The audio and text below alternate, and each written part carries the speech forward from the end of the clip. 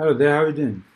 So in this video we're going to learn about assignment operators, okay? And you have been using this all the time, okay, already, but just let's do this section as well, because we have been doing everything in an order. So let's do this. So let's create a variable num equals to, let's say, 10, and then let's say num, because this is variable, we can reassign the value. First we assign 10, and then what we want to do is we want to again add a different value to it. So we want to change the value, so we give the num itself, which is 10, plus another 10. So what do you think you will see on the screen? Num, let's say 20. That's because first we give it a value of 10, and then we again assign the num, which holds the value of 10, and then again another 10. So as a result, it's 20. Okay. So what happened here is this operator that we have been using all the time. Okay. This is a simple assignment done using this equal sign. So the value on the right side, okay, this right and left side is important. Doesn't seem important at the moment, but you will find the importance later on. So that's why I'm explaining. Okay, so whatever value you have on the right side, you are assigning to the left side using this operator. So that's an equal operator.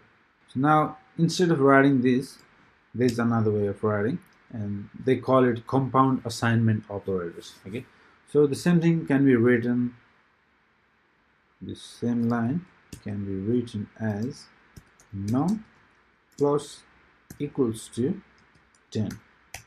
So it means exactly as same as this one. So num equals to num plus 10. Okay, so this way of writing, it's called compound assignment operators. Okay, so let's see in action if it works.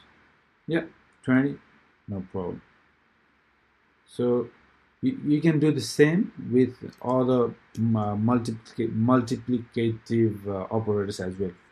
For example, let's say minus, you can use with minus, you can use with multiply, you can use with the divide, like so. Looks a bit weird, but that's perfectly fine.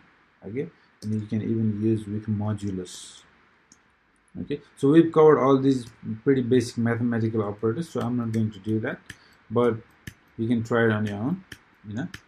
So let's say num, and then I want to multiply num with 10 and then give the result. So it's 100. So pretty straightforward. Okay, compound assignment, just the naming convention. So later on, if sometime you come across this word and you just get confused, what is this, you don't have to be confused. So it's just the operator. Okay, so this way of writing, it's called compound assignment operator. Okay, so that's it, very easy assignment operator. And then this one is even more easier. So we will be done with these operators in very short time. All right, I'll see you in the next video. Thank you.